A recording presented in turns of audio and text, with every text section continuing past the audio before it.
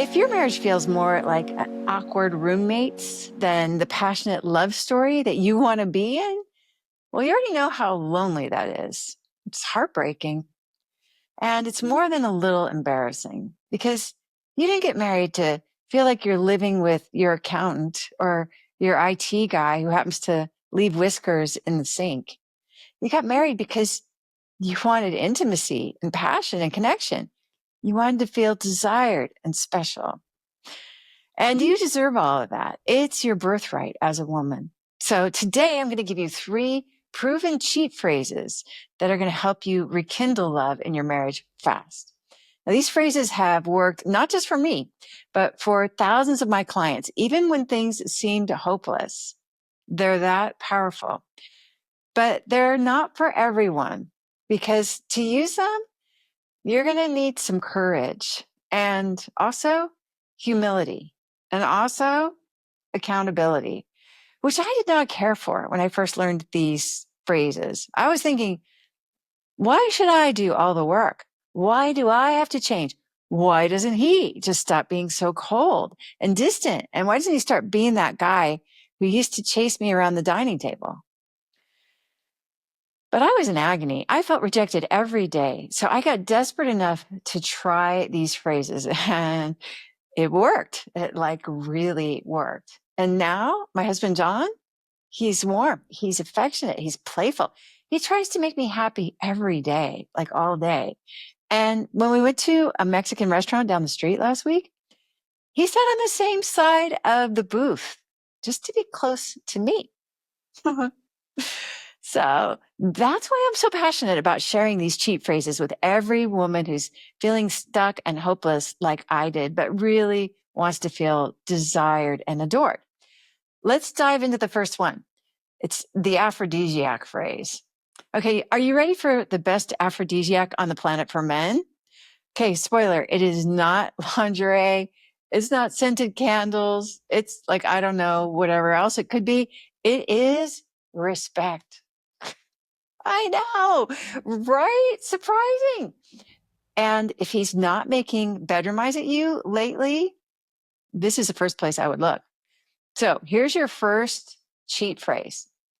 All right. It's, I apologize for being disrespectful when and then you fill in the blank with something that you genuinely regret. Now, I resisted this one hard and I thought, why should I apologize? He should apologize. But waiting for someone to go first, it's really tiring. It's exhausting. And I know this phrase works because I used it just last week. Yeah. Now picture this. The Wi-Fi went out and I freaked. Okay. I'm addicted to Wi-Fi. I admit it. And John was already handling it. But I swooped in like a crackhead and I asked innocently, do you think we should get an electrician? Except it was not so innocent. That was code for, I don't trust you to handle this. Eesh. And guess what? He was handling it and he got my Wi-Fi working again fast. And I still had that yucky disrespect hangover along with a slight cold frost hanging in the air. So I decided to clean up my side of the street. I said, I apologize for being disrespectful when I questioned your judgment about the electrician. Oof. That wasn't easy for a very, very, very smart person like me, who's mostly always right, to say. But something magical happened when I got humble and got accountable. I mean, part of me was still hoping that he was going to say, oh, no, you weren't disrespectful, but he didn't. But he did soften and he smiled and he said, thank you. And just like that, I rekindled the romance. And not just because things are pretty good around here most of the time anyway, these days. Even in our bad old days when we had wall-to-wall hostility and regular big blow-ups, this phrase worked to reconnect us. So write it down, all right? It's, I apologize for being disrespectful when and it's then the specifics about what you said or did that you regret. It's like a 2-ply high absorbency paper towel that wipes up messes that could be costing you intimacy. All right, here's another phrase to rekindle love in your marriage. This is the trust phrase, and it is whatever you think.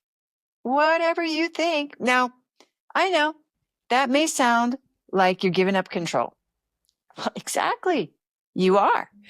But being in control all the time, it's pretty exhausting anyway.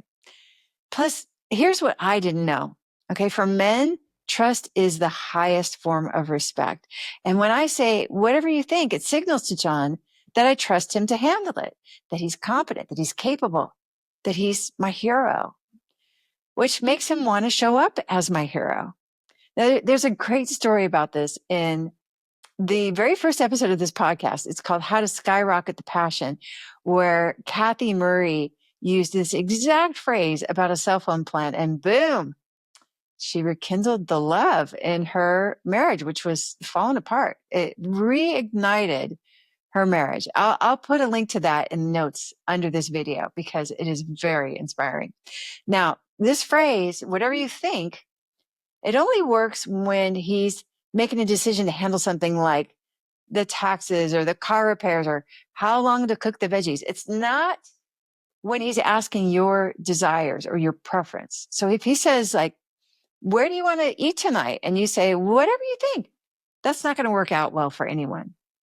Now, if you're new to the 6 intimacy skills and you haven't listened to or read the Empowered Wife book yet, make sure you grab your free Adored Wife Roadmap at lauradoyle.org, because there's a lot more I want to give you about how to attract your husband's time and attention and affection without having to do more exhausting work on the relationship. All right, number 3 is the feelings phrase. This is last, but definitely not the least cheat phrase that you can use. And it is, I feel, and you use a feeling word about, and then you insert the situation. So I feel with the feeling word about, and then you insert the situation. So for example, I feel scared that the Wi-Fi is going to break again.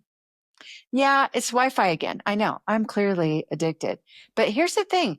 When I express a real feeling, it activates John's hero gene. He wants to protect me, to comfort me, to reassure me. He goes into action because I'm vulnerable and not because I nagged him or criticized him. That never really worked. Now, back in the bad old days, I would have said something like, I feel like you're not doing this right, which is not a feeling. I just say, I feel like, and then say whatever I wanted after that. It was just a criticism in disguise. So to use this phrase to rekindle love in your marriage, make sure you're using an actual feeling word, like mad, sad, bad, glad, or afraid. All right. If you're feeling frustrated, that's a variation of mad. If you're feeling disappointed, that's kind of like sad, right? If you're feeling nervous, that's a lot like afraid. So just make sure you're using one of these feeling words or a variation of one of these feeling words in your sentence. And when you speak from your heart, instead of trying to control or criticize, he can hear you. And that's when the magic happens. Now, I have so much more I want to share about how to express your authentic feelings to invite intimacy instead of conflict. And maybe that's a future show topic. So if that's something you'd love to hear more about, leave me a comment under this episode on YouTube or DM me or email me. I would love to hear from you. Because as a woman, you were born with emotional brilliance, but maybe nobody ever taught you to use your superpower. But when you do, you get your romantic, affectionate, attentive husband back. You get that emotional safety, and you get your birthright as a woman to feel desired, taken care of, and special. Now, I hope you're having lots of fun. Today's fun fact is that I once tried to fix the Wi-Fi by unplugging the printer. For more of the proven secrets on how to make your marriage playful and passionate without his conscious effort, check this out.